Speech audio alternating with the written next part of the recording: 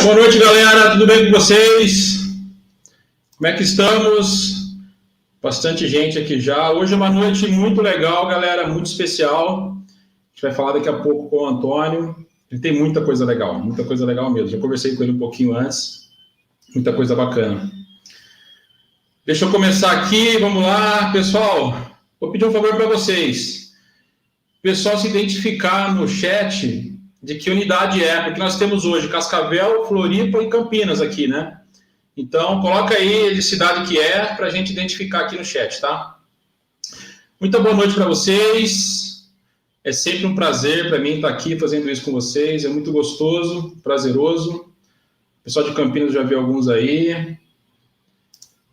Bom, vamos lá. Antes de tudo, eu queria... Deixa eu chamar o Antônio aqui. Vou colocar você aqui no palco, tá, Antônio? Boa noite, meu amigo. Boa noite. Cascavel, Floripa e Campinas aqui, né? Então, coloca aí de cidade que é para a gente identificar aqui no chat, tá? Muito boa noite para vocês. É sempre um prazer para mim estar aqui fazendo isso com vocês. É muito gostoso, prazeroso. Só de Campinas já vi alguns aí. Bom, vamos lá. Antes de tudo, eu queria... Deixa eu chamar o Antônio aqui.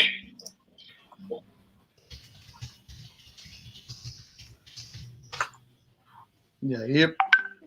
Fala, Antônio. Tudo em cima? Tudo bem, meu amigo? Seja muito bem-vindo à Epic e muito obrigado pela parceria aí, pela disponibilidade. Vai ser um conteúdo muito legal, então queria te agradecer de antemão, em nome das 3 unidades, de Cascavel, de Campinas, de Floripa. Agradecer ao Gustavo também, que é seu amigo de longa data aí, que disponibilizou, né, que possibilitou esse encontro nosso aqui. Então vai ser muito rico, eu já sei. E seja muito bem-vindo, Antônio. Prazer em conhecê-lo também, viu, cara? Ah, valeu, obrigado. Deixa eu só... Tá dando um delay aí no áudio, né? Eu vou usar o fone, acho que vai ficar melhor, né? Tem o StreamYard, ele joga para o YouTube, ele gera uns quase 30 segundos, eu acho lá, cara. Mas agora parou? Não, aqui pra gente tá normal, no ao vivo tá de boa. É lá no YouTube que ele dá esse delayzinho. Então, se você quiser seguir pelo StreamYard aqui, é de boa. Ah, isso é. Não, mas eu estava preocupado de dar um feedback no áudio aí. Mas beleza. Então, é um prazer estar aí, podendo ter essa oportunidade de falar com o pessoal aí do Brasil. pessoal das escolas aí da Epic. O Gustavo, já conheço ele desde que ele foi num evento que eu fazia no Brasil ainda, em 2006, um evento chamado Anima Serra, onde a gente levava profissionais de efeitos visuais, de games, de animação, para dar palestras. E aí o Gustavo, ele esteve lá com a gente por 2 anos seguidos, compartilhando lá as experiências dele, dando workshop. Então, desde essa época que eu conheço.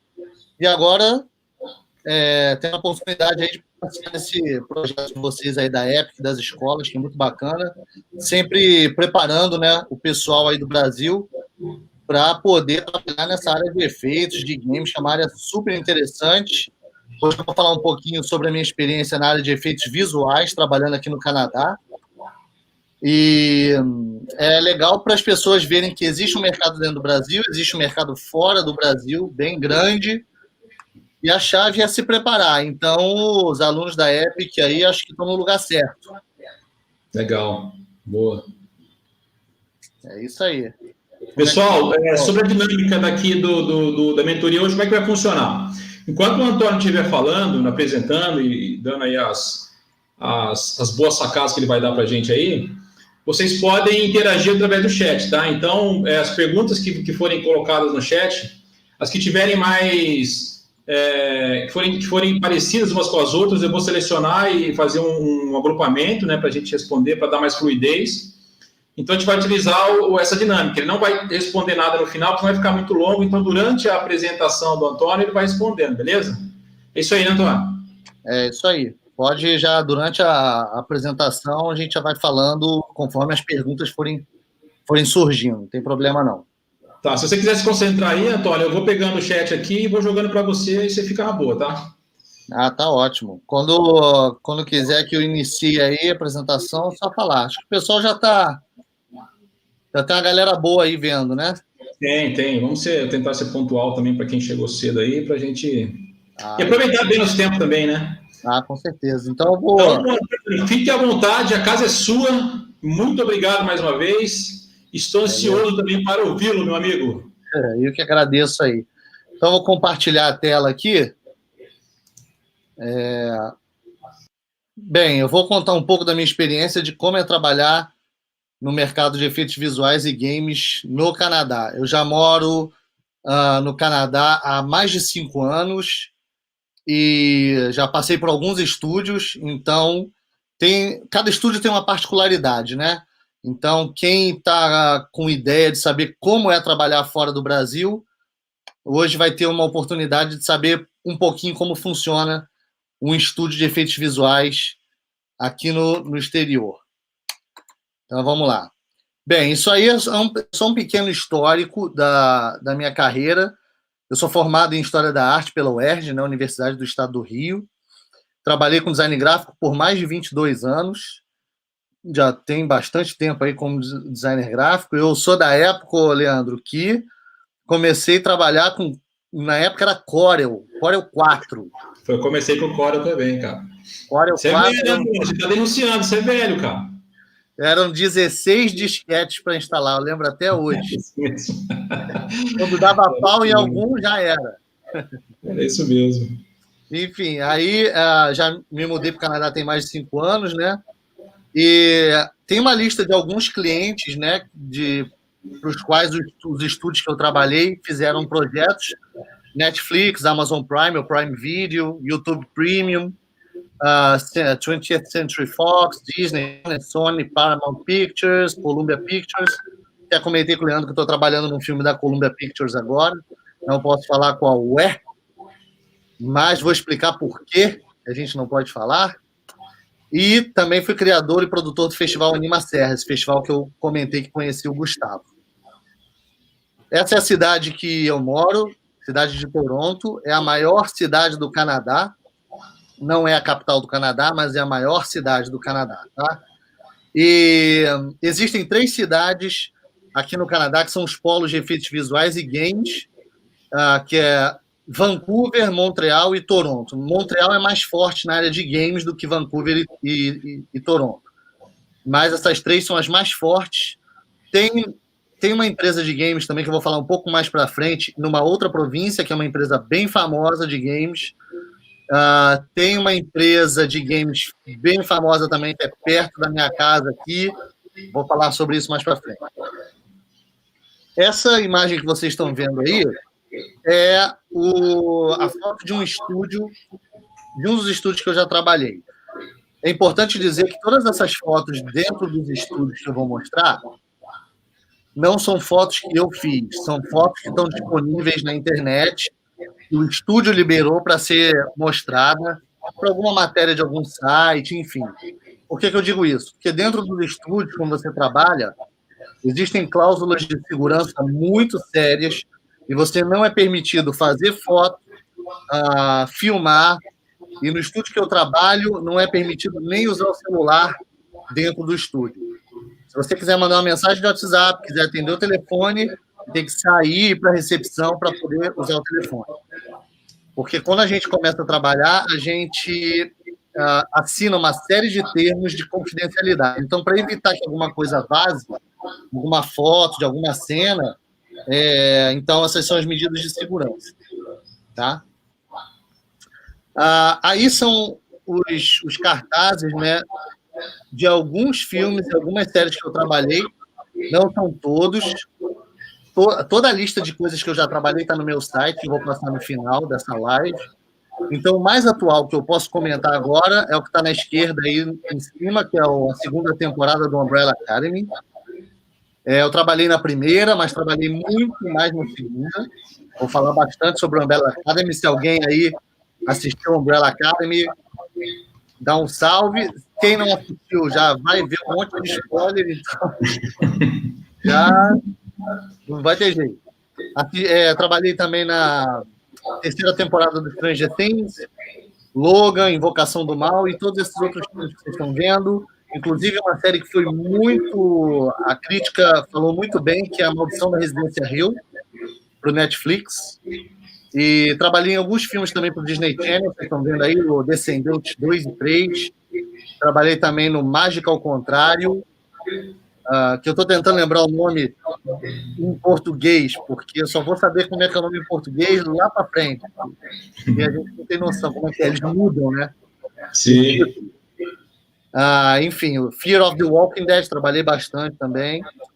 E tem aí o Alice Através do Espelho, que foi o primeiro filme que eu trabalhei assim que eu cheguei aqui no Canadá. Já comecei logo numa produção grande, né, da Disney. Foi bem legal. Que ano que foi isso, Tom?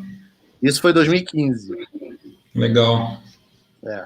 Aí trabalhei em 2015, trabalhei no Alice e trabalhei no Deus do Egito também. Legal. Bem, essa foto aí é uma foto do corredor de entrada de um dos estúdios que eu trabalhei. Aqui é muito comum os estúdios colocarem pelas paredes os cartazes de todos os projetos nos quais o estúdio trabalhou. Então, nesse estúdio, o corredor principal ficava os filmes mais atuais. Esse estúdio era mais focado em filmes. Então, aí está o Logan, que foi assim que o Logan saiu. Né? Eu trabalhei nesse estúdio aí, trabalhei por 1 ano. O Logan foi lançado em 2017. Isso aí são outras partes do corredor do estúdio.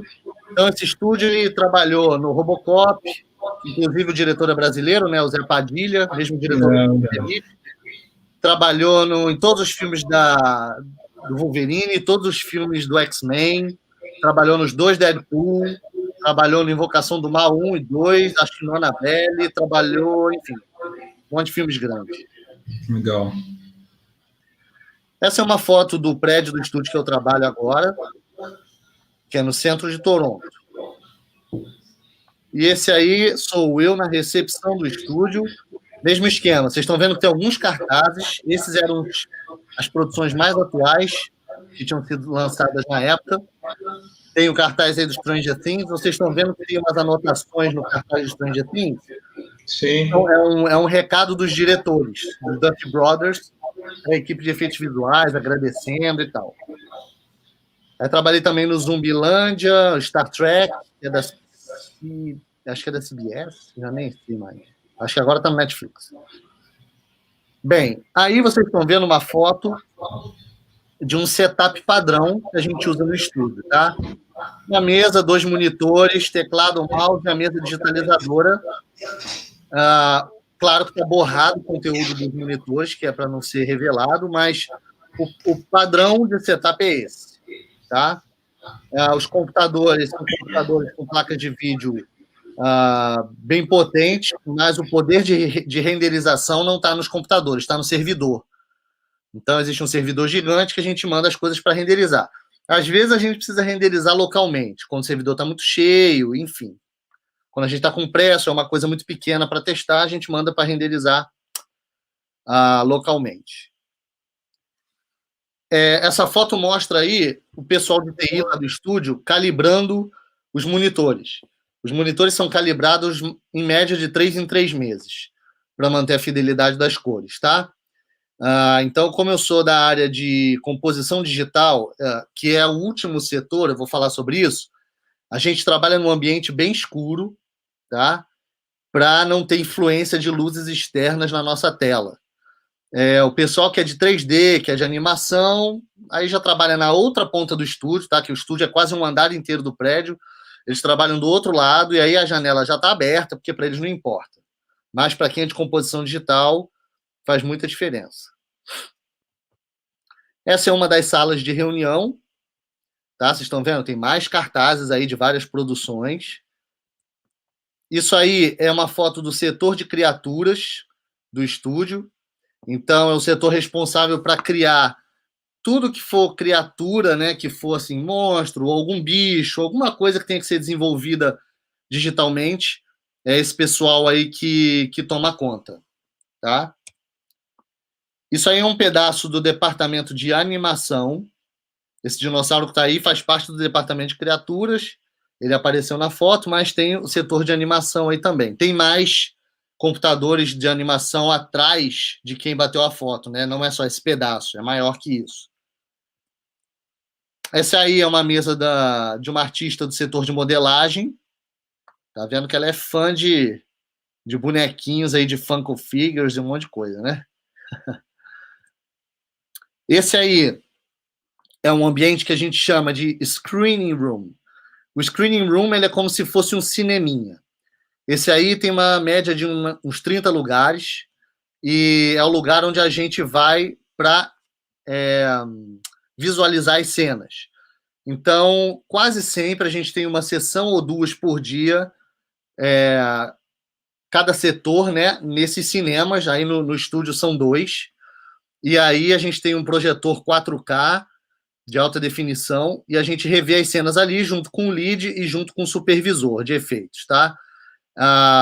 E ali a gente discute as cenas. Falou, olha, Antônio, eu preciso que aqui você mude isso, você mude aquilo. Então é legal porque a gente vê as cenas dos outros também, né? Então, os outros veem a sua, você vê dos outros. É importante porque às vezes você precisa ver a cena de alguém, porque essa cena ela é anterior à sua. Então, para não ter um efeito para não quebrar a continuidade, você tem que fazer uma coisa que case com a cena anterior, né? Quando é uma sequência. Então, é importante todo mundo estar vendo ao mesmo tempo. Essa aí é o Screening Room 2, é um cineminha um pouquinho menor, também tem uma tela de alta definição. Isso aí é uma foto que eu trouxe de curiosidade, é um prêmio que a equipe do Maldição da Residência Rio recebeu por projeto com maior dificuldade técnica. E foi em 2018. Então, foi bem desafiador, principalmente as cenas do último episódio, mas foi muito legal. Tô vendo que tem uma pergunta aí, né, Leandro? Tem uma pergunta aqui que eu justamente joguei aqui porque tem a ver com isso que você falou, né? Esse foi o desafio maior, Antônio? Qual foi o desafio maior? Bem, cada série, cada filme que vem é uma caixinha de surpresa, né? Mas eu acho que um dos maiores desafios que a gente teve, assim, pessoal de composição, foi no Logan. A gente recebeu algumas cenas da Fox em cima da hora. O filme foi lançado em março. A gente recebeu as cenas em dezembro ou janeiro, eu acho. Bem, eu acho que todo mundo aí que está vendo a live aí deve ter visto o Logan, né? Não sei se vocês vão lembrar, tem uma cena que o Logan, junto com o professor Xavier, eles estão na estrada, e aí tem um caminhão que está carregando um trailer cheio de cavalo. E aí esse trailer ele se desgoverna e os cavalos saem na pista, né? Ficam soltos. Então, o professor Xavier, com o poder da mente dele, ele traz os cavalos de volta para perto do trailer. Lembra disso? Sim. Então, esses cavalos todos que estão andando soltos na pista, todos eles tinham uma pessoa montada neles. Nossa. Então, a gente teve que remover essa pessoa. Então, a pessoa está com as pernas, né, em cima do corpo do cavalo. Então, a gente teve que reconstruir o corpo do cavalo, remover a pessoa, refazer o cenário por trás. Quer dizer, tudo que tinha a pessoa na frente, e quando você retirou a pessoa ficou um buraco, você tem que reconstruir. Só que nisso a câmera mexe, o cavalo vem de frente, vira de lado, vira de costas. E a cena dura quantos segundos? São várias cenas. A sequência toda deve durar 20 segundos no máximo. E a gente teve só 1 mês e meio para fazer. Nossa. Foi puxado. Muito bom. Então tá exponível aí. Bem, eu vou mostrar agora um showreel. O que é o showreel, para quem não conhece aí? Esse aqui é um vídeo que reúne algumas cenas de trabalhos que eu trabalhei. Todas as cenas que vocês vão ver aí são cenas que fui eu que trabalhei e eu que finalizei, tá? Não tem todas, que é impossível botar tudo que eu trabalhei, e também nem é interessante. Tem muita coisa que não vale a pena, mas essas daí são essas que eu achei mais interessantes, tá? Então, eu vou comentando conforme elas forem aparecendo aí as cenas. Opa, peraí. Deixa eu soltar de novo aqui. A gente vai ver cenas aí da Stranger Things, essa sequência que o Billy fica possuído. Vou falar mais. A sequência de abertura da 2ª temporada do Umbrella Academy, essa cena aí que o Luther recebe essa bazuca nas costas, leva uns 7 segundos, eu levei mais ou menos 1 mês para fazer.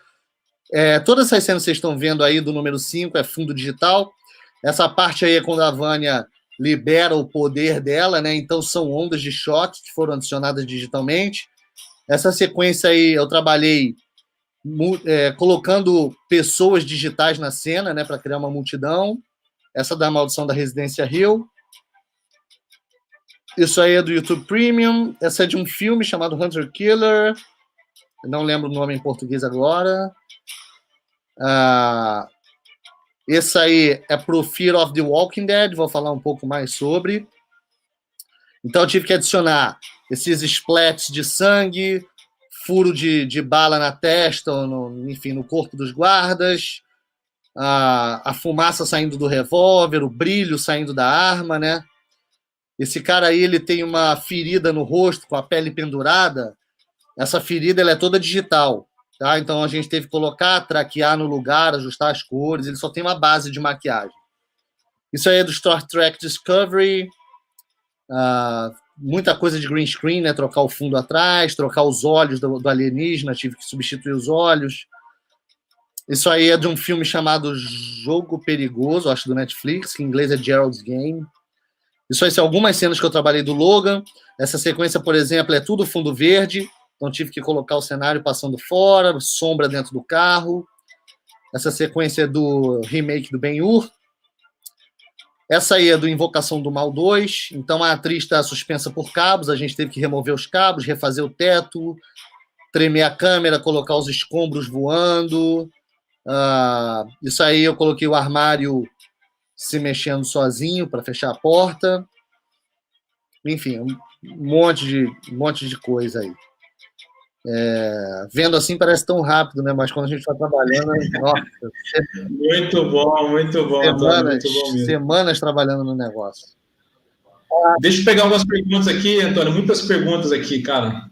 Deixa eu tentar compactar aqui para a gente fazer uma só. Beleza. Deixa eu jogar da Mia aqui, que a Mia perguntou 2 vezes já. Meu sonho é trabalhar no Canadá. Eu queria saber o que eu posso fazer para conseguir trabalhar em uma empresa na parte de animação. Meu professor comentou algo sobre a ACA, Adobe, mas eu não entendi. Deixa eu só começar a responder a pergunta dela, porque é uma praia nossa aqui, aí você já emenda na minha. Mia, o ACA é uma certificação da Adobe, que é internacional, então é muito legal que você tenha certificações, né, para trabalhar lá fora, até porque a Adobe é uma empresa reconhecida no mundo inteiro, né? Manda lá, Antônio, dá uma dica para mim aí. Então, Mia, né? O que acontece? A parte de animação aqui, primeiro, você vai ter que pesquisar quais são as cidades e os estúdios que são de animação. Quando você fala animação, não sei se ela quer dizer animação clássica, 2D, desenho animado, será que é isso? Provavelmente, deve ser. Pois é, eu vou falar mais sobre isso, sobre essa orientação de como trabalhar no Canadá, mais no final, que é sobre a parte de mentoria que eu ofereço para quem tem interesse em vir trabalhar aqui. Tá? Mas assim, você tem que ver, se for animação tradicional, aí tem que ver quais os estúdios que trabalham com animação tradicional. Eu conheço alguns em Toronto, alguns em Montreal, alguns em Vancouver, inclusive a Guru Studio é em Toronto. Para quem não está ligando aí a empresa, a pessoa, Guru é o estúdio criador do Patrulha Canina, ou Paw Patrol.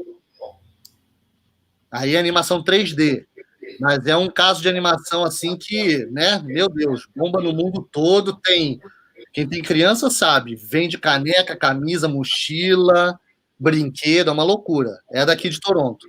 Então, assim, tem que saber qual é a área de animação que você quer trabalhar e aí pesquisar quais os estúdios, mas a gente pode ajudar nisso depois. Mas tem bastante área de animação aqui, sim. Tá? Tem mais alguma? Tem muita pergunta sobre a necessidade do inglês, mas eu acho que isso vai falar no final depois, né? Sim. Posso até falar agora. A necessidade do inglês é total. Ponto. Você tem que falar inglês. Tem gente que fala mais inglês, tem gente que fala menos. No estúdio que eu trabalho tem gente do mundo inteiro. Do meu lado é um canadense, mas do outro lado é um filipino. Eu trabalho com o pessoal do Oriente Médio, trabalho com coreanos, chineses, japoneses. Engraçado, o pessoal da América Latina é pouco, sabia? Tinha um venezuelano. No Brasil tem 4 pessoas lá do estúdio, e o estúdio tem 250 pessoas. Mas, assim, todo mundo tem que falar inglês, é óbvio. Como o Canadá é muito multicultural, tem as pessoas falando inglês com vários sotaques, óbvio. Mas o inglês é fundamental. Quanto menos inglês você tiver, mais difícil vai ser você conseguir trabalho. Tá? Esse é fato. Apareceu, acho que uma pergunta aí, Leandro. Eu não vi. E acho que você está cortado aí teu microfone. Era justamente sobre o inglês que você respondeu. Tá. Então, beleza. Então, bem, continuando aí. Essa imagem apareceu, acho que foi semana retrasada, que é da Hollywood Production Association. Eles colocaram várias categorias que eles vão dar prêmios. Não é um Oscar, assim, mas é prêmios sobre filmes, né? E aí a abertura da segunda temporada do Umbrella Academy, que a gente trabalhou, foi selecionada como para a categoria de melhores efeitos visuais para séries abaixo de 13 episódios. Então, a gente está concorrendo. A votação, acho que é semana que vem, ou a cerimônia é semana que vem. Então, vamos ver, torcer para a gente ganhar. E aí, o estúdio lá que eu trabalho tem vários troféus assim na recepção, os troféus ficam lá, mas se a gente ganhar, seria muito legal, seria muito bacana. Vamos ganhar, vamos torcer aí. Muito bom, cara. Bem, isso aí é uma curiosidade. Vê aí, Leandro, para mim, por favor, se alguém no chat aí fala que que assistiu a segunda temporada do Umbrella Academy, que o pessoal vai reconhecer isso aí.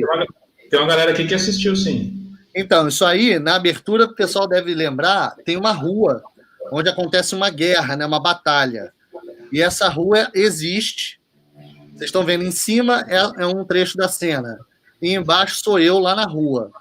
Isso que vocês estão vendo escrito Avon é um cinema.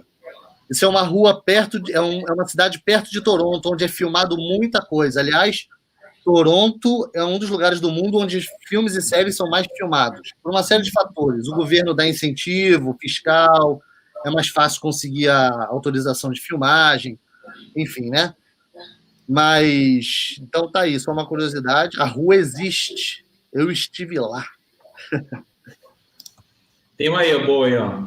Ó, tem uma pergunta aí. Como surgiu a oportunidade para você trabalhar no Canadá, do Douglas? Surgiu o seguinte, eu pesquisei muito sobre esse assunto, né? Como eu já falei, eu trabalhava numa empresa no Brasil que fazia parte de...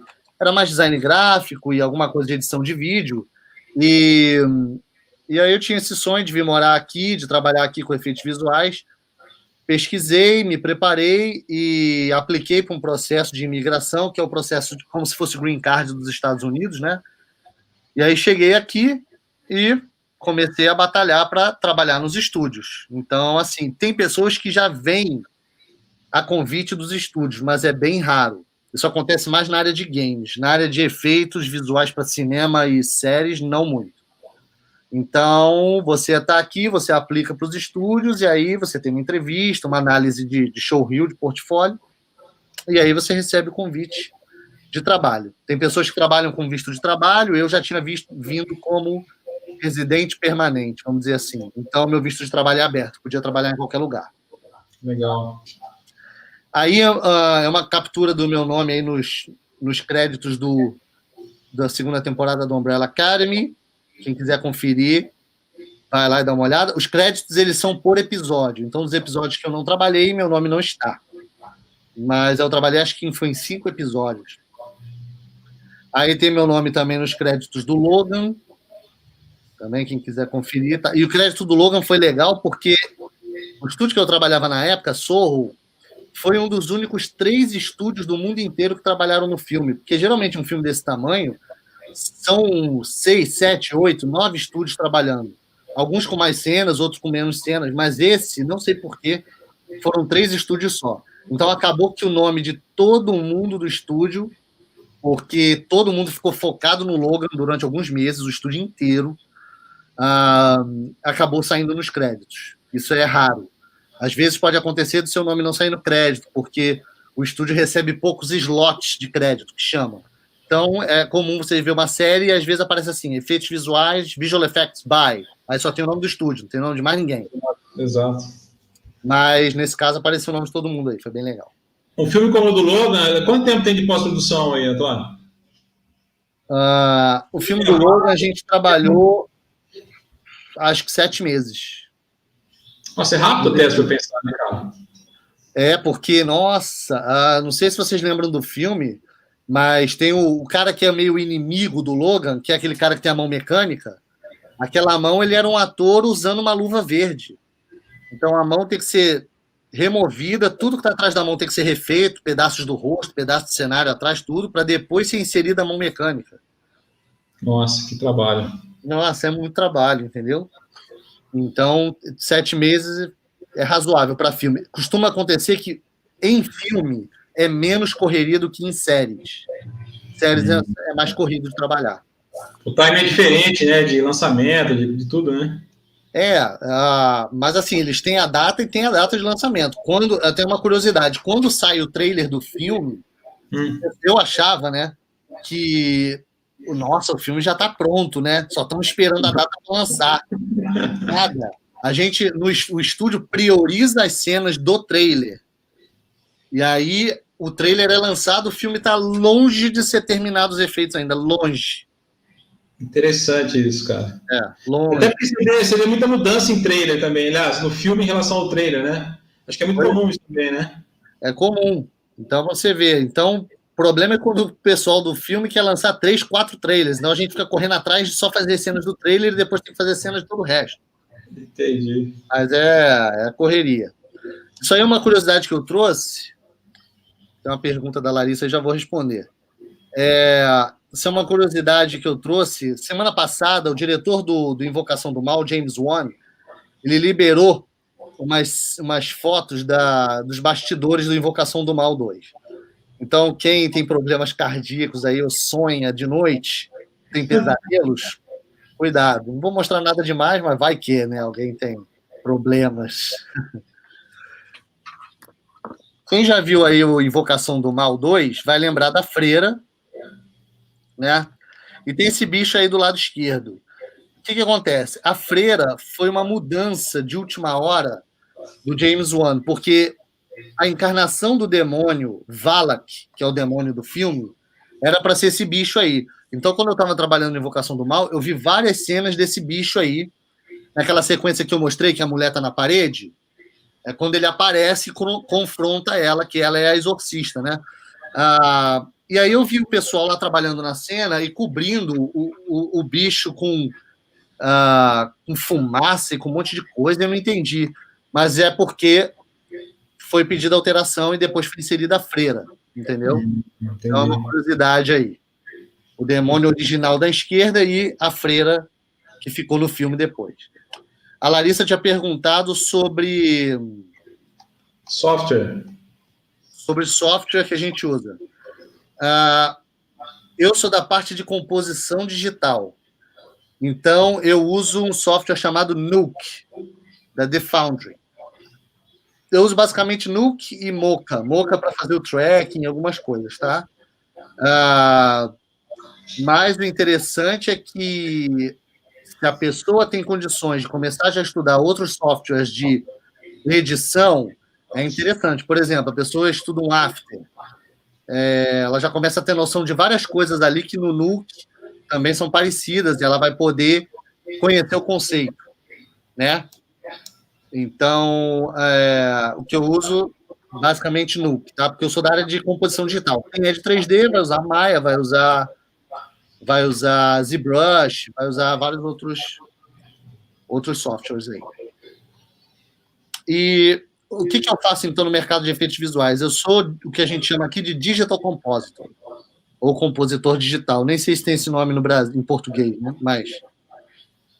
e o que faz o compositor digital? Ele reúne todos os elementos numa cena, na cena final, ajusta a cena de acordo com o que o supervisor e o lead pedem, né? Porque a gente tem uma certa liberdade, mas a gente segue orientações que o lead nos dá, que foram dadas pelo supervisor, que foram dadas pelo diretor. Então, existe toda uma cadeia. Eu posso escolher uma coisa ali, uma coisa acolá, mas eu recebo notas, que a gente chama, olha, isso aqui está muito claro, muito escuro, tem que ter mais motion blur. Mas motion blur é quando o objeto se mexe, né? Ele fica borrado, né? Enfim, uma série de orientações. E o Digital Compositor é responsável pelo resultado final do que é visto na tela, né? O que você está vendo na tela do cinema ou na tela da sua televisão passou, por último, pela mão do Digital Compositor. Ainda tem uma outra etapazinha, que é na área do cliente, que eles podem fazer pequenos ajustes de cor ou de enquadramento, mas o grosso é o que sai da mão do Digital Compositor. Mais alguma pergunta aí, Leandro? Ou posso... Tem, estou olhando aqui. Tem uma pergunta mais técnica aqui, eu não sei se... Vou colocar na tela para você, ó. Do Rafael de novo. Sim. Então, bem, existe um setor no estúdio chamado setor de Match Move. O setor de Match Move é um pessoal que é responsável por criar a câmera virtual baseada na cena. Então, tem cenas que tem a tela verde, que tem os tracking markers, que são as cruzinhas, né, os xizinhos, ou um monte de coisa que pode ser, e aquilo ali ajuda na hora de criar a câmera virtual. Tem cenas que também demandam uma câmera virtual ser criada e não tem traqueamento, não tem lugar para traquear nenhum, quer dizer, não tem marcas. Mas aí você usa objetos da cena para poder traquear. Então, quando eu recebo alguma câmera virtual para colocar algum elemento, vem do setor de Match Move, não sou eu que faço. Tem casos que eu sou autorizado a criar minha própria câmera para resolver. O setor de Match Move está muito ocupado, é uma câmera boba, não tem altos movimentos muito loucos, então eu posso fazer. E aí a gente usa o Mocha, a gente usa para tracking 2D. Se a gente precisar criar uma câmera virtual, a gente usa o Nuke. Ou tem um software chamado 3D Equalizer. Enfim, que a gente pode usar também. Tá? Legal. Aí depois que o objeto 3D, porque o pessoal do Match Move entregou a câmera virtual para o pessoal de 3D, pessoal de animação, que faz animação. Então, quando vem para o setor de composição digital, já vem o objeto traqueado na cena. Tá? Não sou eu que vou traquear de novo, tá? Ele já vem. Se tiver algum erro no tracking, eu aviso meu lead, que aviso o supervisor, que aviso o pessoal de 3D, e aí, se o pessoal de 3D consegue resolver, ok. Se está muito ruim, a câmera precisa ser refeita, volta para o setor de match move para eles refazerem a câmera. Então, existe toda uma hierarquia. Você não pode ficar criando gambiarra e tentando resolver. Algumas coisas sim, mas a maioria não. Senão você quebra toda uma sequência de trabalhos que vai dar um pepino gigante lá na frente. Muito bom. Bem, então aí, ó, a gente tem uma cena da direita, como foi filmada, né, uma cena da Umbrella Academy, na esquerda, depois da composição digital. Aí parece assim, nossa, mas é um corredor infinito, assim, muito simétrico, né? Isso é de propósito, né? Que é para parecer um realista meio fake, assim, uma coisa meio cômica, né? É de propósito, claro, mas enfim. Mas essa multiplicação do cenário, esse set extension que a gente chama, é feito removendo o fundo que vocês estão vendo aí, né? O fundo verde, tá? Agora eu vou mostrar um breakdown. Breakdown é quando a gente chama um vídeo que mostra a cena antes e depois. Do trabalho lá do estúdio na sequência de abertura da segunda temporada do Umbrella Academy. Então, vocês estão vendo aí, ó, essa é a rua, essa é a filmagem.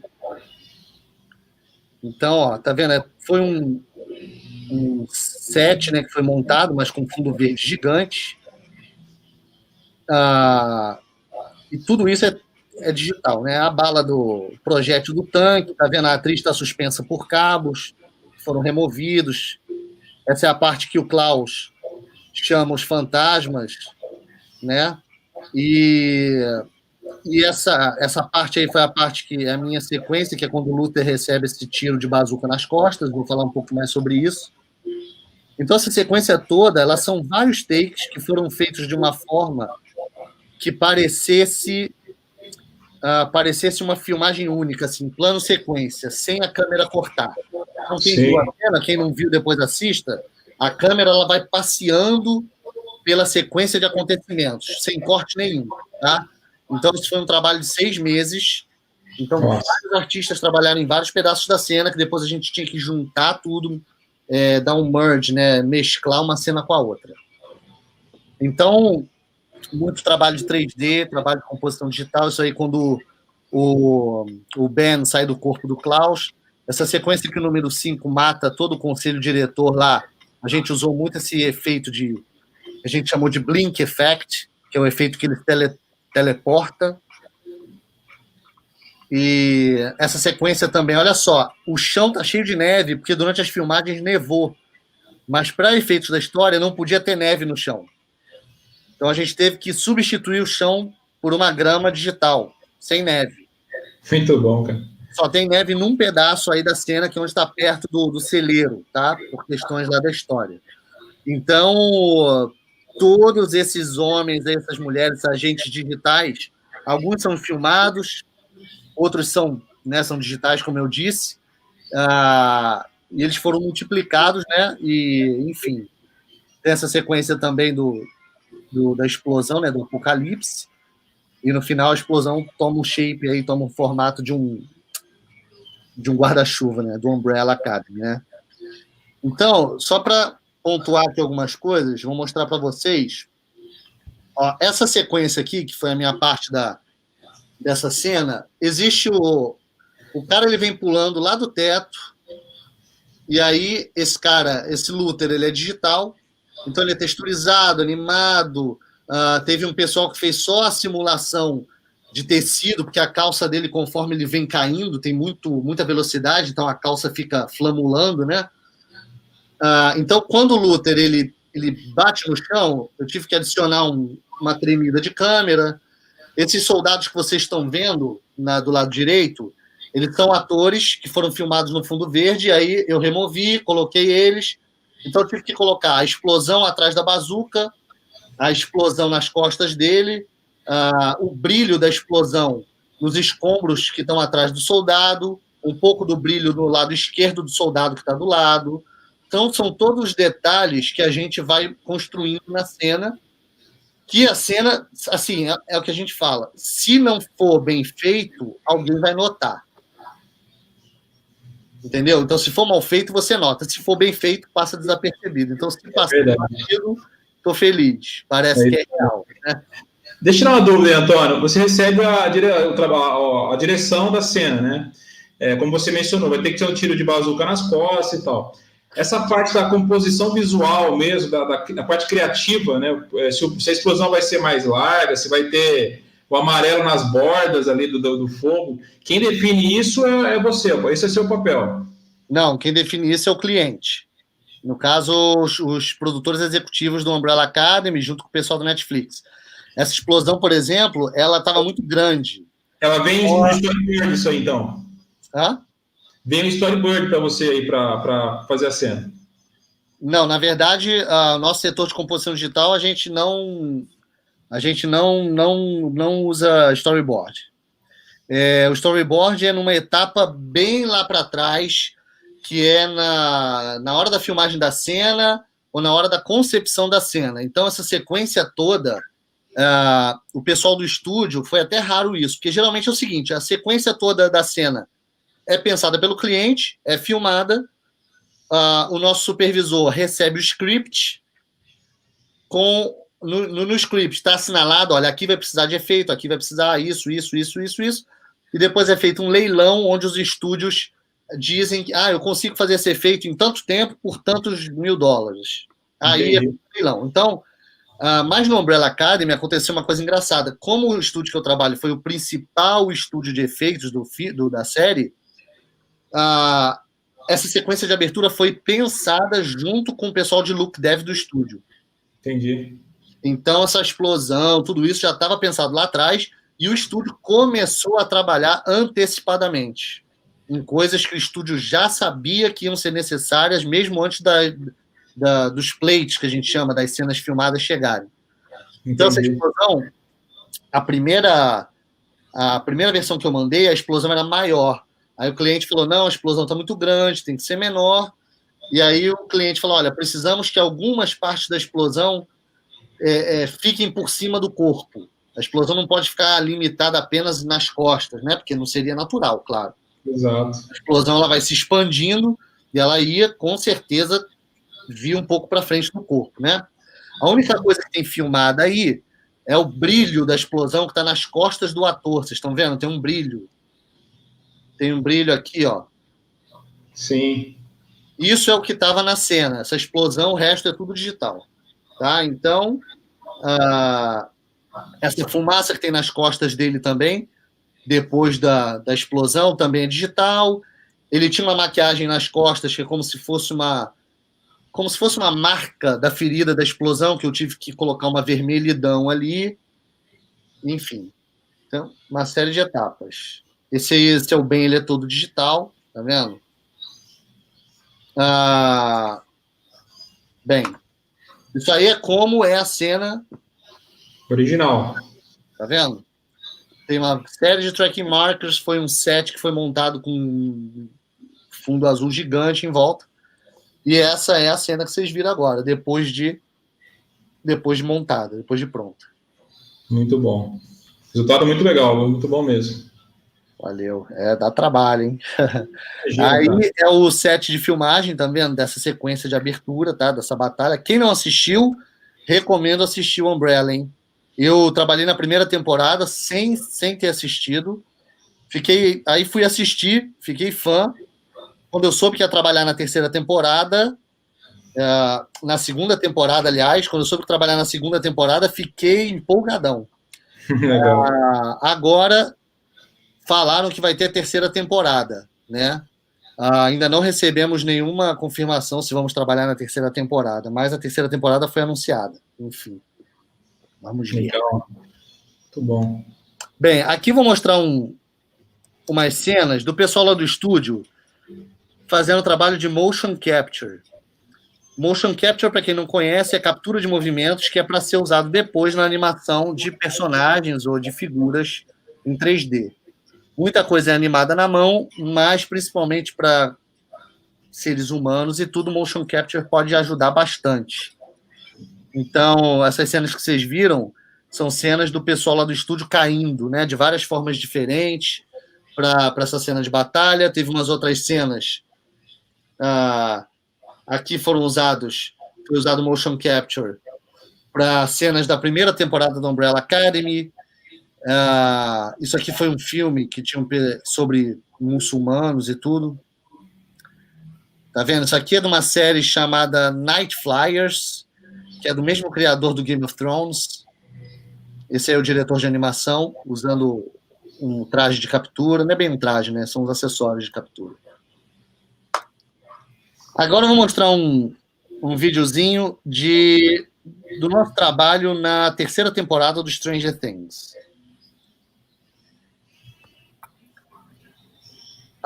Uma das coisas que o estúdio lá trabalhou foi na sequência de abertura, onde essa máquina aí está tentando abrir o portal para o mundo invertido. Quem assistiu sabe o que eu estou falando. Então, a máquina é completamente digital. No set de filmagem tinha apenas uma marcação onde a máquina deveria estar, com umas luzes fluorescentes para gerar reflexo nos atores. Mas a máquina foi toda modelada, texturizada, iluminada, animada, tudo digitalmente. Tá vendo? Ó, isso aí é o que tinha no set de filmagem. E isso é depois da máquina colocada. Muito bom, cara. E, enfim, aí o raio, né? Tudo são efeitos visuais inseridos depois. Tá vendo ali como era a filmagem? Alguns desses atores, inclusive, foram substituídos por atores digitais. Por várias questões. O diretor não gostou, enfim. Então aí tem os vários peces, né, do bicho aí saindo do buraco. Essa sequência que a máquina explode, os soldados têm o traje rasgado pelos raios, né? Então foi feito um teste de corpo, um teste de roupa, para saber como a roupa iria se comportar. Então foi estudado que parte do corpo iam aparecer a carne, aparecer as veias. Isso é na sequência que o Billy começa a ser possuído dentro da sauna. Então, nosso trabalho foi adicionar várias camadas de veias. Na série talvez não dê para perceber, mas essas veias, elas pulsam. Então, a gente tinha controle sobre a pulsação das veias, para pulsar mais, pulsar menos. Em várias cenas, ele estava suspenso por cabos, que os cabos tiveram que ser retirados digitalmente. Eu trabalhei numa cena que os cabos vinham do teto, então o teto tem que ser refeito, né? O buraco tem que ser tapado, tem que ser refeito, só que o ambiente piscava muito, então você tem que ajustar as cores de acordo com cada flash de luz, e a maioria desses trabalhos é feito frame a frame, quadro a quadro. Então, sempre quando a gente recebe orientações, as orientações são, Antônio, no frame 1090 a 1094, mude isso. Do frame 1073 a 1079, mude aquilo. É frame por frame. Trabalhoso. Tem uma pergunta legal aqui, ó, em relação ao tempo de renderização. Quanto tempo demora para renderizar uma cena como essa aí? Como é que é medido isso? Então, depende da etapa, né? Porque geralmente as coisas que demoram mais para ser renderizadas são o que a gente chama de effects, que são os efeitos de simulação. Água. Partícula, né? Partículas em geral. Isso demora muito, muito para renderizar na farm, tá? O estúdio lá, ele está sempre atualizando a render farm. A gente sempre, cara, acho que tinha vezes de toda semana eu ver o pessoal da Dell entregando lâminas para o render farm lá, assim, caixas e caixas e caixas e caixas de lâminas, assim, muito. Sempre atualizado. O que demora mais é isso, pessoal de partículas, né? Pessoal de 3D, quando texturiza, ilumina, tarará, também demora. Agora, depois que já está tudo pronto, a parte de composição digital já não demora tanto para renderizar, não. O pessoal de TI lá do estúdio, eles trabalham 24 horas, né? São vários turnos. E aí muita coisa fica renderizando no final de semana. Muita coisa. Assim, o servidor, né, a render farm, não para. Tá sempre renderizando coisa full time, 24 horas, 7 dias por semana. Muito legal. Bem, Fernando está perguntando aí, né? É. Desenhos à mão. Então, é interessante essa pergunta. Eu sempre desenhei desde pequeno, sempre gostei de desenhar, sempre aprendi sozinho, porque não existia YouTube, não existia nada disso. Então, você comprava livros e revistas nas bancas ou entrava em algum curso. Na cidade que eu morava não tinha muita oportunidade de curso, então é aquilo. Você batalha sozinho, né? Hoje em dia tem YouTube, tem um monte de coisa. Mas não é necessário a pessoa desenhar bem à mão, não. Depende do cargo que você ocupa. Claro, se você vai trabalhar no setor de matte painting, que é pintura digital, recomenda-se que você tenha um certo background artístico, né? Para entender de cores, de traços e tudo. Agora, se você vai trabalhar num estúdio de games ou até no estúdio de efeitos, que existe a parte de concept art, né, de arte, aí você tem que saber desenhar, claro. Agora, o pessoal de 3D ou o pessoal de composição digital, não necessariamente. Assim, a maioria das pessoas que trabalha com isso tem um background de arte, fez belas artes, eu fiz história da arte, tem gente que faz cinema, tem gente que faz fotografia, mas não é, assim, obrigatório saber desenhar, não. Tá? Bem, tem aí uma foto do meu setup trabalhando de casa, desde março. Estamos trabalhando de casa, está funcionando muito bem. Já entregamos várias cenas, o Umbrella Academy, inclusive, foi todo finalizado já no meio da loucura da pandemia. E já entregamos vários outros trabalhos, inclusive o filme da Disney, do Disney Channel, o Mágica ao Contrário também, vários outros. E aí, eu tenho um laptop, que eu controlo o meu computador lá do estúdio, quer dizer, eu não preciso ter um computador mega potente em casa, eu estou controlando o computador remotamente. Tenho um tablet, né? E tenho uma tela de 32 polegadas para poder visualizar a cena. É isso. Tá? Às vezes, eu estava até comentando com o Leandro, né? Às vezes, por exemplo, eu estava trabalhando umas cenas aqui hoje que eu tive que fechar as cortinas, ficar com o ambiente bem escuro, porque eu estava fazendo um ajuste de cor muito sutil. Então, você trabalhar de casa, você tem que tentar reproduzir o máximo de ambiência que você teria no estúdio, né? No caso aqui, fechar cortina e tal. Senão ia me atrapalhar. Mas, graças a Deus, eu tenho um ambiente aqui, eu tenho um quarto exclusivo só para eu trabalhar. Está funcionando bem. A Juliana está perguntando aí, né? Seu curso... Se a dificuldade importa na de conseguir entrar no mercado cinematográfico lá fora. É mais a preparação profissional ou a certificação, no caso aí, da faculdade, né? Então, se você se forma no Brasil, eles vão ficar felizes de saber que você tem uma formação que tem a ver com o que você trabalha, mas eu vou te dar um exemplo. Eu sou formado na UERJ, que é uma universidade com um nome de peso, mas aqui ninguém conhece o UERJ, então esse peso foi por água abaixo. Então, o que vai importar? Vai importar o seu portfólio, o que você sabe fazer, entendeu? Então, é claro que você ter uma formação é interessante para você também não chegar totalmente perdido. Mas tem gente que vem aqui para o Canadá, por exemplo, estudar aqui, fazer uma pós em efeitos visuais e tudo.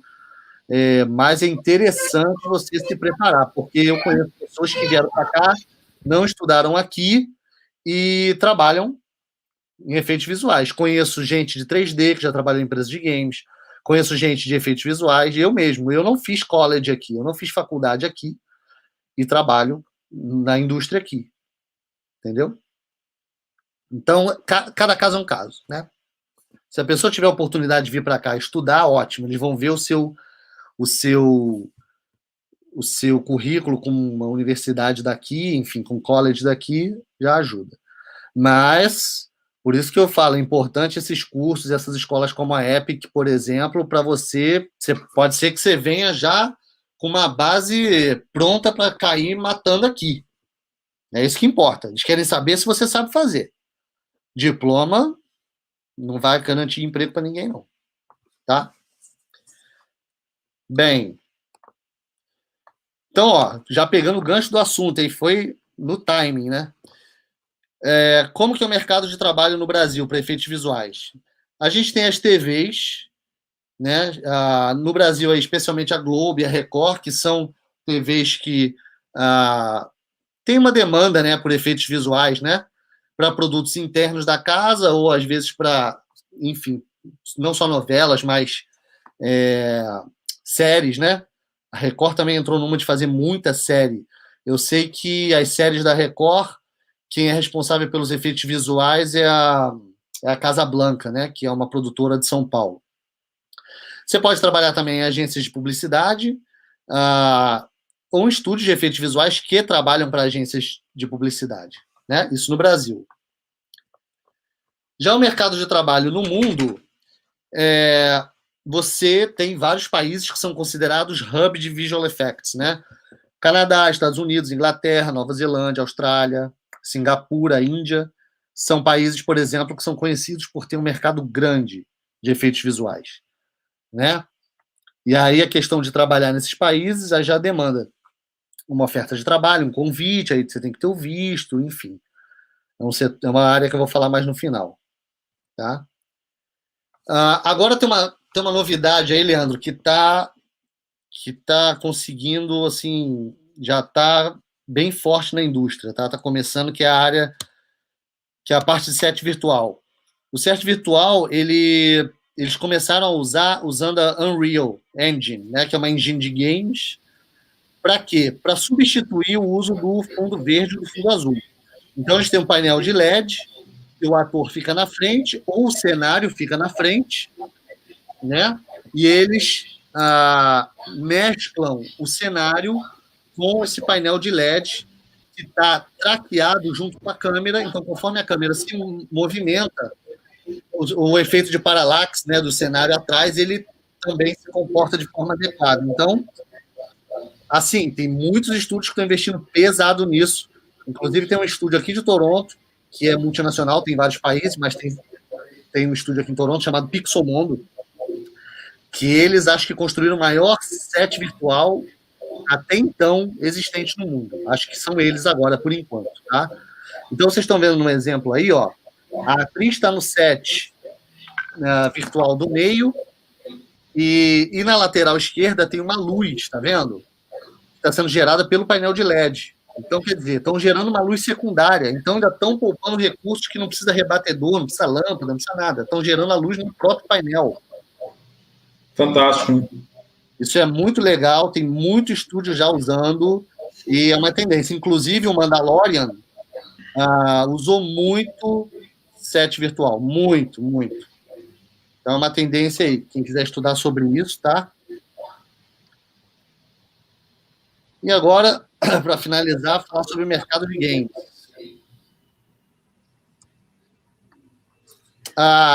Aqui em Toronto, a gente tem uma sede da Ubisoft.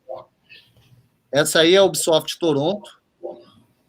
Eu tive a oportunidade de ir lá testar um jogo, porque existe um programa, acho que é chamado UbiPlay, ou UbiTest, sei lá, que você se inscreve, e aí você preenche um formulário onde você diz: eu gosto de jogo de luta, de tiro, de futebol, primeira pessoa, terceira pessoa, E de acordo com esse perfil, quando eles têm um game que se adequa nesse seu perfil, eles te ligam, fazem uma segunda entrevista, e se eles acharem interessante o seu perfil para testar o jogo, eles te chamam.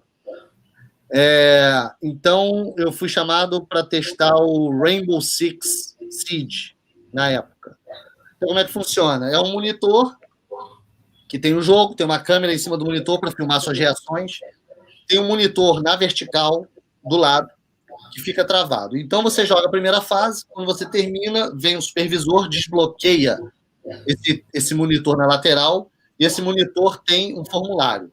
Então, você tem que responder: a fase foi fácil? Foi difícil? Você viu falhas no cenário? A música falhou? O som falhou? Você ficou preso em algum lugar? Algum objeto estava fora do lugar, assim, de forma estranha, flutuando, onde não devia flutuar? Enfim. Então, depois que você responde tudo aquilo, ele vem e libera a segunda fase. E assim você vai jogando o jogo todo. Tem duas formas. Uma forma você passa um dia jogando, outra forma você pode ir 5 dias. Eu fui um dia só. E aí passei o dia inteiro jogando, ganhei almoço, ainda ganhei $100 para testar o jogo. Jogar o jogo antes de todo mundo, que beleza. Foi muito legal. Que maravilha, hein? Que maravilha. Foi muito bom. Então, tá vendo? Essa é a Ubisoft, Toronto. Então, tá vendo? Ó, o ambiente, ele é um ambiente open for, né? Todo mundo se vendo, todo mundo junto. Diferente do ambiente que eu trabalho, que tem que ser um ambiente mais escuro por conta das cores, esse pessoal aí já não tem esse problema. Então, janela bem aberta, tá? Ambiente iluminado, bem tranquilo.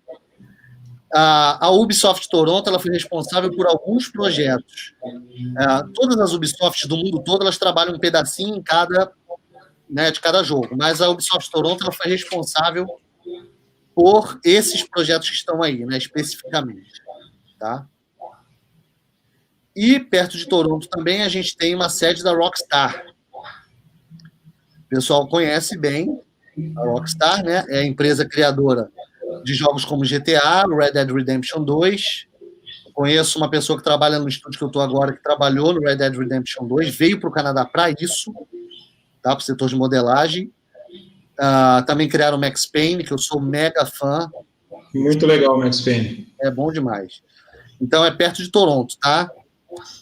E esse estúdio, alguém já ouviu falar desse estúdio? Ou desse jogo aqui? Esse jogo, Cuphead, o que acontece? É um jogo desenvolvido por um estúdio de uma cidade perto de Toronto, que é esse estúdio MDHR. A proposta desse jogo é fantástica, uma proposta ousada, mas os caras apostaram e acertaram, foi muito legal. O jogo, ele foi feito para parecer um desenho animado da década de 40. Então, eles contrataram uma equipe de animadores clássicos, animadores de desenho, para estudar todo o estilo de desenho animado dessas décadas de 30 e 40, toda a paleta de cores usada nessa época, a dinâmica de animação, e fizeram um jogo, é um jogo estilo plataforma, como se fosse Super Mario, e é um jogo bem difícil, tipo jogo old school, ele é bem difícil. Ele foi criado nessa ambiência, parecer um desenho animado da década de 40. Muito bom. Foi lançado primeiro, acho que na Steam, aí depois foi para o Nintendo Switch, foi para o Xbox, foi lançado para o PlayStation. Bombou. É do estúdio aqui perto de Toronto.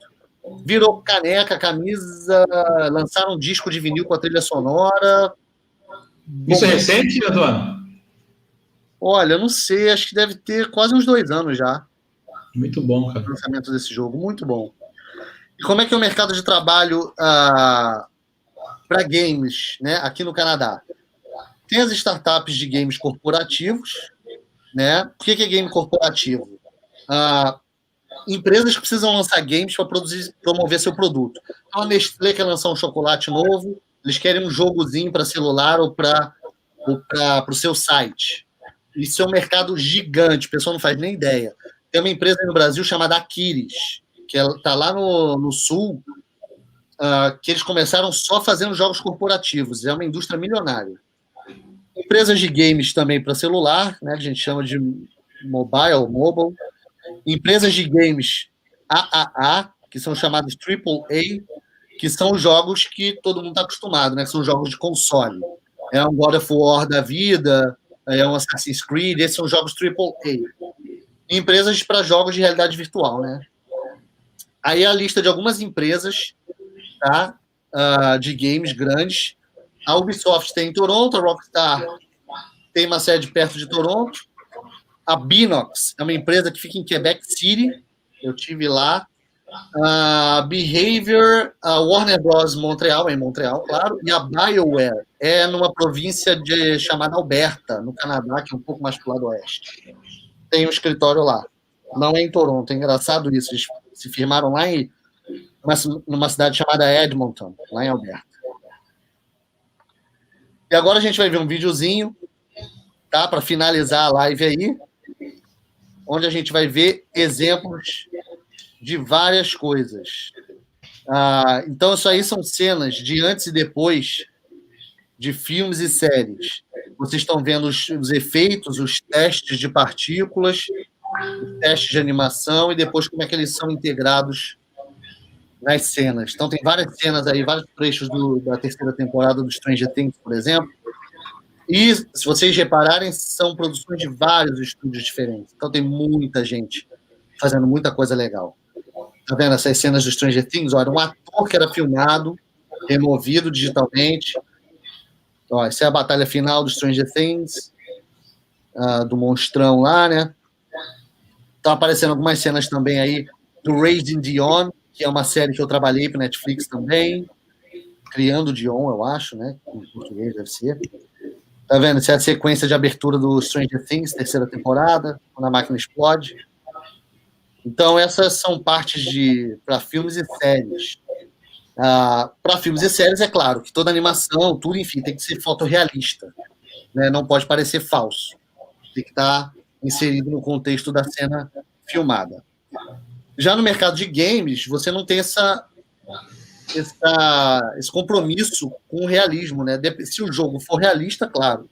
Mas se for um jogo mais cartunesco, uma coisa mais solta, enfim, tem outro sistema de textura, outro sistema de animação, de modelagem, que não tem esse compromisso para parecer realista, né? Então, às vezes, a pessoa está estudando 3D, ela está preocupada, pô, não consigo fazer um rosto realista. Não se preocupe, tem gente que trabalha só com coisa cartunesca, né? Então tem espaço para todo mundo, né? O seu portfólio é que vai te direcionar para os projetos, né, que você pode pegar, né? Então é bom ficar atento a isso, né, Leandro? Porque às vezes a pessoa, claro, você pode estudar tudo, mas não forçar a barra, né? Senão a pessoa se estressa à toa. Então, isso aí são algumas cenas da área de games. Tem alguma pergunta aí, Leandro? Para a gente finalizar, que eu vou... Tem uma aqui que eu vou pegar o gancho dela também, e aí que eu acho que é legal, você responde e já emenda a minha na sequência aí. Qual foi a sua reação ao saber que iria trabalhar em algo grande pela primeira vez? Então, não deu nem tempo de respirar, né?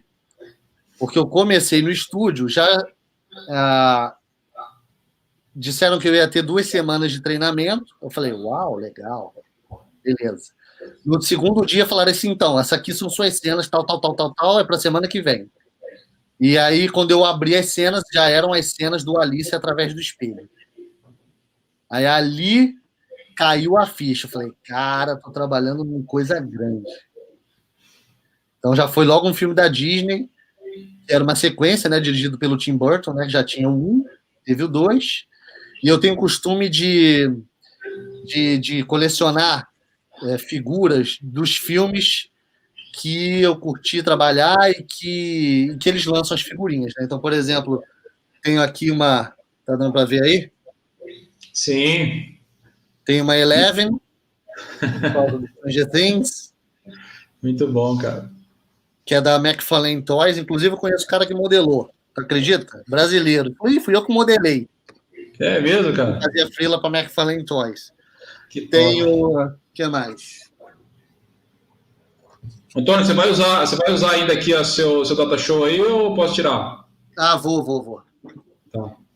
Tem mais aqui, ó. Muito bom, cara. Eu sou muito fã de action figures, cara. Eu gosto demais. Esses daqui são legais, que eles são daquele projeto Disney Infinity. Sim. Que foi descontinuado. Uma pena, porque as figuras são perfeitas. Muito legais. É um plástico meio emborrachado, cara, uma obra de arte. Então, todas que eu vejo na frente que eu posso comprar, eu compro. Aí eu tenho boneco ali do Logan também, enfim, tem vários. Antônio, deixa eu pegar um gancho aí daquela última pergunta, que é o seguinte: nosso curso ele é 100% prático, né? A gente, além da Adobe, da plataforma da Adobe, a gente ensina também o Unity e o Blender, que você já mencionou, né? Queria que você falasse um pouquinho da importância dessa base, que é a fase que a maioria dos alunos aqui estão vivendo hoje, né? Então, eu queria ouvir de você um pouquinho para que os alunos tivessem também essa percepção aí do seu lado, cara. Pois é, quando a pessoa estuda, tem a oportunidade de estar num curso e começa a ter bases de alguém que já entende do software e já entende de como funciona a dinâmica, né? ao invés de aprender sozinho, claro, você pode ser autodidata, você pode aprender sozinho, vendo vídeo do YouTube, pode. Mas você vai fazer um caminho bem mais longo. E você vai perder tempo. Então, esse preparo, por exemplo, que os alunos estão tendo aí na Epic School, isso é importantíssimo. Primeiro, porque eles estão ensinando softwares que são usados no mercado. Porque eu conheço um monte de gente que começou a aprender um monte de software, depois que quis entrar no mercado, não era nada daquilo que era usado no mercado. E aí a pessoa ficou, pô, perdi meses, anos estudando esse troço e ninguém usa. Então, é muito importante ter essa base, aprender os softwares com alguém que já conhece e softwares que estão no mercado. Por exemplo, você estava falando aí que a Epic é centro de formação oficial da Adobe, né? Então, você tem um certificado da Adobe, ele é internacional. Como é um curso certificado pela Adobe, quer dizer, a Adobe já sabe, o empregador, né, o estúdio que você for, enfim, ele sabe que se você tem um certificado oficial, você seguiu toda uma metodologia, toda uma grade que foi pré-aprovada pela Adobe e que às vezes veio da Adobe e acabou, não tem dúvida. Não é o curso da esquina que fala, será que esse cara aprendeu o Premiere? Será que esse cara aprendeu After direito? Entendeu? Então, é isso que faz a diferença. A pessoa pode correr atrás, complementando o que ela aprende no curso, estudar em casa, é óbvio. A pessoa tem que fazer isso. Senão, né? A pessoa senta no curso, acabou. Sai do curso, não bota mais a mão. Aí não vai a lugar nenhum. Até para o curso render, né? Sim. Você chegar na semana seguinte e apresentar os exercícios e apresentar o que você fez, porque é sozinho na frente do computador ou na frente da prancheta, se for desenho, no caso da pessoa, ou enfim, é ali naquela hora sozinho que você quebra a cabeça e você aprende. Por exemplo, tem horas que a gente está trabalhando em cenas no estúdio que eu não consigo fazer alguma coisa, por uma série de fatores, ou porque a instrução que veio do superior não está bem clara, ou porque veio alguma coisa falhada de outro departamento. Então, junta o cara do meu lado com o cara do outro lado, eu chamo o meu lead, a gente senta junto e discute uma solução para aquele problema.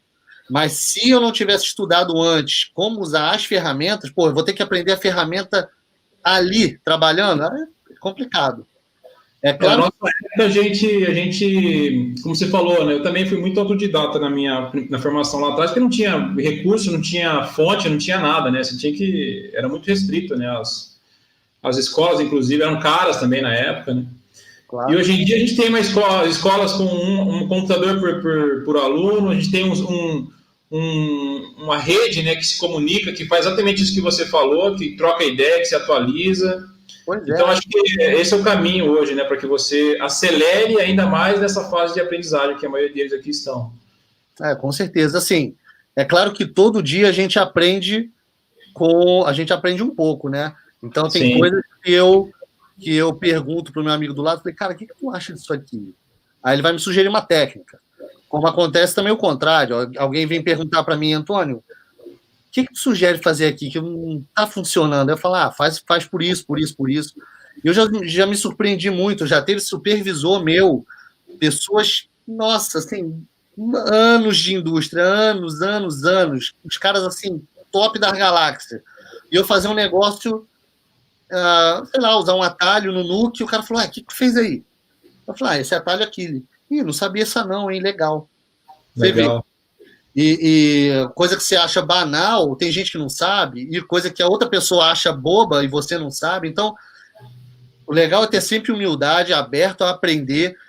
Não tem ninguém que não saiba tão pouco que não possa ensinar, ou alguém que não saiba tanto que não possa aprender. Perfeito. Isso aqui é muito importante, a pessoa saber se comportar no mercado de trabalho. Então, nisso que eu vou entrar nessa parte final da live, para a gente terminar, porque quem tem interesse de vir trabalhar aqui no Canadá com efeitos visuais ou games, depois de receber muitas e muitas perguntas, muita gente entrando em contato comigo por Facebook, por Instagram, por um monte de coisa,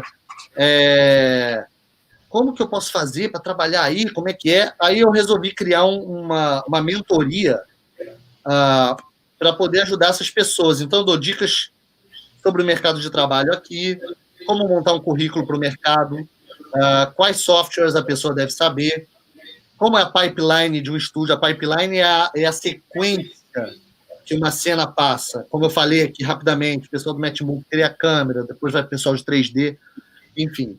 Orientações e dicas personalizadas.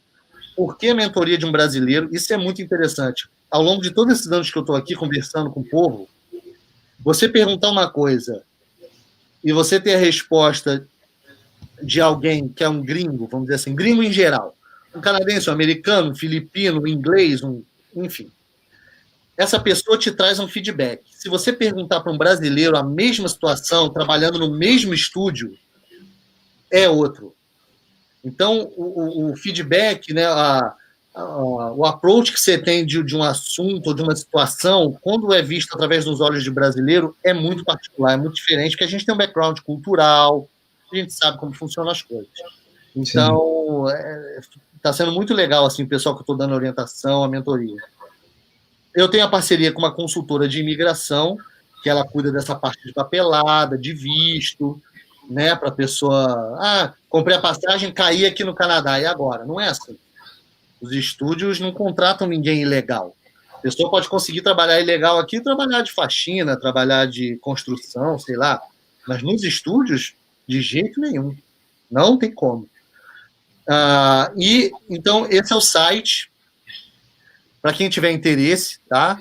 Antônio Ribeiro VFX, né, que é de visualeffects.com. Tem o meu Instagram também, que eu posto várias coisas ali sobre efeitos visuais, dicas e curiosidades, enfim. Então, acessem o site lá, quem tiver interesse. Tem uma parte lá sobre pacotes. No site também tem uma parte que mostra todo o meu currículo, né? Enfim, todos os filmes que eu já trabalhei, as séries, lá está completo, eu procuro manter atualizado, então se você tem curiosidade, deixa eu ver tudo que ele já trabalhou. Tá tudo lá. Tá? Enfim, e aí tem um setor lá do site chamado Contato, preenche lá o formulário, se tiver perguntas, se tiver interesse, estou aberto aí a dar as dicas para quem tiver interesse em trabalhar aqui. Beleza? Muito bom, cara. Espero ter ajudado aí, ter esclarecido as dúvidas aí do pessoal. Alguém tem mais alguma pergunta? Deixa eu selecionar aqui. O Luiz mandou uma aqui, ó. Acho que tem a ver com isso que você falou no final. Tô vendo. Experiência no exterior e depois voltar como estágio. Então, é possível. Eu conheço pessoal de composição digital que trabalhava no Brasil, saiu do Brasil porque pegou um contrato curto e depois voltou. Então, por exemplo, na área de efeitos visuais, tem muito caso assim, contratos curtos. 3 meses, 6 meses, 4 meses, depende, tá? Para games, não sei. Posso perguntar para uns amigos meus que trabalham específico na área de games. Eu acho para games projetos com período curto, muito curto, acho mais raro. Talvez, acho que no mínimo 6 meses.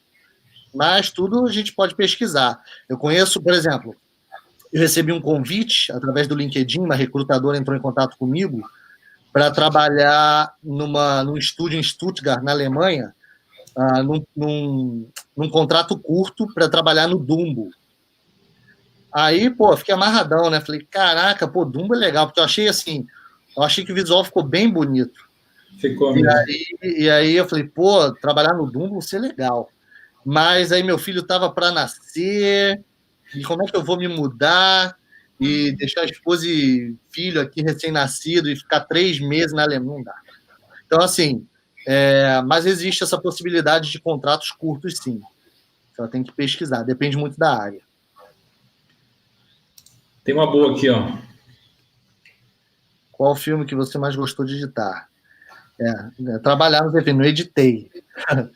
Olha, eu gostei muito do Logan, porque a gente teve acesso a muitas cenas, como eu disse, só 3 estúdios trabalharam, então a gente quase conseguiu ver o filme todo, então tem uma noção boa da história, porque quando a gente trabalha nas séries e nos filmes, você não tem a menor noção da história. Você trabalha em pedaços tão picados que fala assim, você não tem graça você ir depois assistir o filme, você já sabe tudo, sabe nada. Mas o Logan, eu já sabia o final, em dezembro de 2016. O filme só foi lançado em março. Verdade. E aí? Não podia falar com ninguém. Eu vi a cena lá do Logan morrendo. Quem não assistiu já tomou um spoiler agora na cara. E aí eu falei, uau, posso falar nada, o cara morreu. Acabou. Foi muito legal. Então, assim, Invocação do Mal, gostei muito também. O Alice foi um filme com visual muito bacana, onde eu tive a oportunidade de acessar arquivos que vieram direto da Disney, do pessoal de efeitos visuais da Disney. Então, como eu estava começando, eu vi muita coisa como tinha sido feita, pegando os arquivos originais da Disney. Então, é tudo aprendizado, né? Muito legal. Muito bom, cara.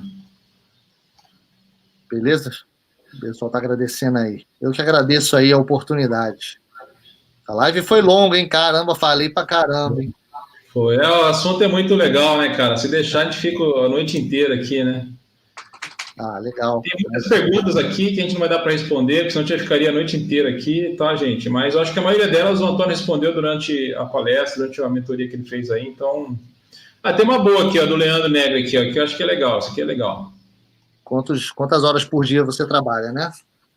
É. Então, tem uma média, né? Os estúdios geralmente trabalham 40 a 44 horas por semana.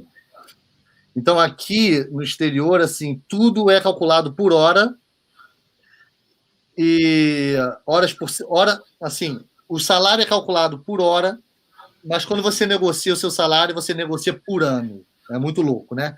Então, quanto você quer ganhar? Quero ganhar X mil por ano. E aquilo vai dar a fração por hora, né? Então, assim, eu trabalho 44 horas semanais, mas a média nos estúdios é entre 40 e 44, tá? Acima disso é considerado hora extra e a gente recebe hora extra. No estúdio que eu tô, eles pagam 1 hora, a cada 1 hora extra que você trabalha, você recebe outra hora e mais meia hora vai para banco de horas. Se você quiser tirar férias depois e tal, né? Mas acontece de você, às vezes, precisar trabalhar fins de semana. Por exemplo, em maio, tinha muita cena do Umbrella Academy para entregar, então, assim, a gente trabalhou sábados e domingos, praticamente o dia inteiro, mas isso são os que a gente chama crunch time, né? É uma esticada, assim, que precisa botar aquelas cenas para fora e pá, depois volta ao normal. Não é uma coisa constante. Ai, meu Deus, vou trabalhar final de semana pro resto da minha vida. Não. Tá? Fiquem tranquilos. Mas é legal quando você trabalha num projeto que você curte, que você está empenhado. Pô, eu trabalhei essas horas extras no Umbrella Academy, assim, amarradão, porque eu tinha ficado fã da série e eu estava vendo umas cenas, assim, muito legais. Quem não assistiu a segunda temporada, assista, porque a segunda temporada é muita loucura, eu trouxe da reviravolta e eu vi as cenas, assim, incríveis. Então, fiquei muito empolgado. Então, foi prazeroso pra caramba. Pergunta aí da Luísa, que projeto você está trabalhando agora, Antônio? Você falou no começo que não pode revelar muita coisa, né? Isso, eu estou trabalhando num filme agora. O estúdio que eu trabalho, geralmente trabalha em séries, mas agora eu estou trabalhando num filme, mas não posso dar maiores detalhes. Inclusive, quando a gente recebe a autorização do estúdio, tipo assim, gente, se vocês quiserem, vocês agora já podem dizer que trabalham na série tal, ou no filme tal. Mas você nunca pode dar detalhes do que você está trabalhando. Eu estou trabalhando numa cena que fulano morre. Não. No máximo, se a pessoa quiser compartilhar nas mídias sociais, né? Pode dizer o projeto que ela está trabalhando, mas isso só depois que o estúdio autoriza. Tem estúdios que não autorizam, e só autorizam a pessoa dizer que trabalhou no projeto depois de 1 mês do filme ou da série lançada, ou até 3 meses depois. Tem estúdios que têm políticas de sigilo diferentes. E quem você se inspira profissionalmente, Antônio? Olha, profissionalmente Com os cobras aí, né, cara? Você está cercado de... Pois é. Por exemplo, vou te dar um exemplo. o cara que foi meu supervisor de efeitos no Umbrella Academy, ele foi supervisor de efeitos do John Wick. Então, ele, junto com o diretor, que definiu o look de violência que o John Wick deveria ter. Quer dizer, eles definiram o seguinte, olha, é violento, tem sangue, tem tiro, tem cabeça vazada, mas não é uma coisa exagerada, como os filmes do Tim Burton, por exemplo. Se você assistiu o Django, né? Sim. É uma coisa que é exagerada de propósito. Então, ele, junto com o diretor, definiram a régua que ia medir o quanto de gráfica ia ser a violência, né? Então, eles tentaram fazer uma coisa mais próxima do real possível. Então, eu trabalho com pessoas desse nível, assim. Já trabalhei com supervisores de projetos para Disney, gente que trabalhou na Industrial Light and Magic, tinha um cara que trabalhava do meu lado, que trabalhou no Homem de Ferro, foi para Nova Zelândia trabalhar no Hobbit. Então, é assim, você tem experiência e níveis de experiência de tudo que é lugar do mundo. Isso é muito legal, né? É o que eu falei, às vezes acontece, você vai lá na mesa do cara e fala, pô, cara, o que tu acha dessa cena aqui? E tal, troca figurinha. Pô, você trocar figurinha com um cara que trabalhou lá no Hobbit, trabalhou no Homem de Ferro, sabe? Filmes grandes, assim, é legal, entendeu? Muito bom.